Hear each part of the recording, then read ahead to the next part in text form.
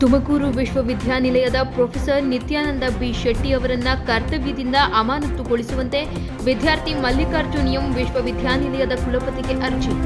ತುಮಕೂರು ವಿಶ್ವವಿದ್ಯಾನಿಲಯದ ಆಧುನಿಕ ಕನ್ನಡ ಮಹಾಕಾವ್ಯಗಳಲ್ಲಿ ಬುದ್ಧ ತಾತ್ವಿಕ ಚಿಂತನೆ ಎಂಬ ವಿಷಯಕ್ಕೆ ಸೇರಿಕೊಂಡ ಮಲ್ಲಿಕಾರ್ಜುನ್ ಎಂ ಆದ ನನಗೆ ಪ್ರೊಫೆಸರ್ ನಿತ್ಯಾನಂದ ಬಿ ಶೆಟ್ಟಿಯವರು ದಿನಾಂಕ 1-12-2022 ಸಂಶೋಧನಾರ್ಥಿಯಿಂದ ನನ್ನನ್ನು ವಿಭಾಗಕ್ಕೆ ಕರೆಸಿಕೊಂಡು ಮತ್ತು ವಿಭಾಗದ ಇನ್ನಿತರ ಅಧ್ಯಾಪಕರನ್ನು ಕರೆಸಿಕೊಂಡು ಎಲ್ಲರ ಸಮಕ್ಷಮದಲ್ಲಿ ನನ್ನ ಮೇಲೆ ಇಲ್ಲಸಲ್ಲದ ಆರೋಪಗಳನ್ನು ಮಾಡಿದರು.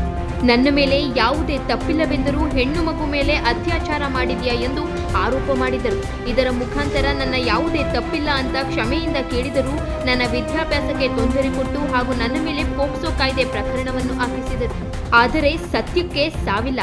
ದಿನಾಂಕ 19-12-2022 ನನ್ನ ಮೇಲೆ ಪೋಕ್ಸೋ ಕಾಯ್ದೆ ಹಾಕಲಾಗಿತ್ತು.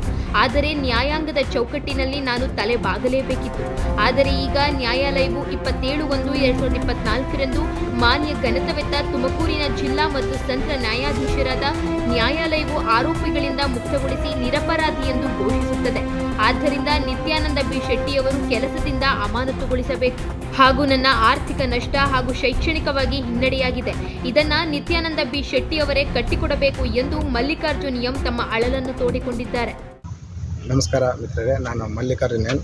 2021ರಲ್ಲಿ ನಾನು PhDಗೆ ಜಾಯ್ನ್ ಆಗಿ ತುಮಕೂರು ವಿಶ್ವವಿದ್ಯಾನಿಲಯದ ಕನ್ನಡ ಡಾಕ್ಟರ್ ಡಿ ಹುಣ್ಣಪ್ಪ ಕನ್ನಡ ಅಧ್ಯಯನ ಕೇಂದ್ರದಲ್ಲಿ ಆಧುನಿಕ ಕನ್ನಡ ಮಹಾಕಾವ್ಯಗಳಲ್ಲಿ ಬುದ್ಧ ತಾತ್ವಿಕ ಚಿಂತನೆ ಎಂಬ ವಿಷಯದ ಕುರಿತು ಡಾಕ್ಟರ್ ನಾಗಭೂಷಣ್ ಬಗ್ಗನಾಳ್ ಅವರ ಮಾರ್ಗದರ್ಶನದಲ್ಲಿ ನಾನು ಸಂಶೋಧನೆಯನ್ನು ಮುಂದುವರಿಸ್ತಾ ಇರ್ತೇನೆ.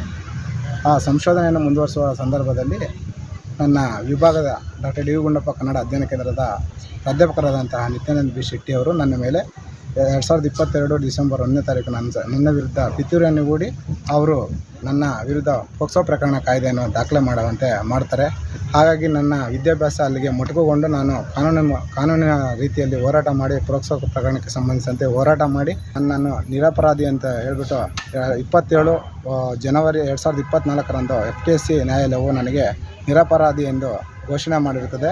ಈ ಘೋಷಣೆ ಮಾಡಿರುವಂತಹ ಆಧಾರದ ಮೇಲೆ ನನ್ನ ಜಡ್ಜ್ಮೆಂಟ್ ಪ್ರತಿಯನ್ನು ಹಿಡಿದುಕೊಂಡು ಅದಕ್ಕೆ ನನ್ನ ವಿದ್ಯಾಭ್ಯಾಸವನ್ನು ಮುಂದುವರಿಸಿ ಅಂತ ಹೇಳ್ಬಿಟ್ಟು ನನ್ನ ಮಾನ್ಯ ಕುಲಪತಿಗಳಾದಂತಹ ವೆಂಕಟೇಶ್ವರ ಸಾಹೇಬರಿಗೆ ನಾನು ಮನವಿಯನ್ನು ಸಲ್ಲಿಸಿರ್ತೇನೆ.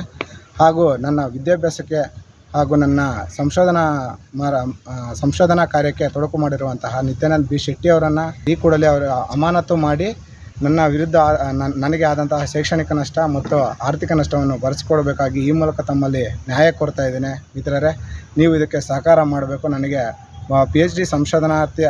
PhDಯನ್ನು ಮುಂದುವರಿಸಲು ನನಗೆ ಅವಕಾಶ ಮಾಡಿಕೊಡ್ಬೇಕಂತ ಹೇಳಿಬಿಟ್ಟು ಈ ಕೂಡಲೇ ಇವ್ರಿಗೆ ವೆಂಕಟೇಶ್ವರ ಸರ್ ಅವರಿಗೆ ನಾನು ಮನವಿ ಪತ್ರವನ್ನು ಸಲ್ಲಿಸಿದ್ದೇನೆ.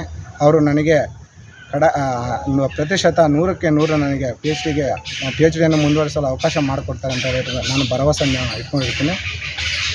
ಈ ಮುಂದಿನ ದಿನಗಳಲ್ಲಿ ಈ ಪ್ರಕರಣಗಳು ಮುಂದುವರಿಬಾರದಂತೆ ಈ ಕೂಡಲೇ ನಿತ್ಯಾನಂದ ಶೆಟ್ಟಿ ಅವರನ್ನು ಅಮಾನತು ಮಾಡಿ ನನಗೆ ನ್ಯಾಯ ಒದಗಿಸಿಕೊಡಬೇಕಾಗಿ ಈ ಮೂಲಕ ತಮ್ಮಲ್ಲಿ ಕೇಳ್ಕೊಳ್ತೇನೆ.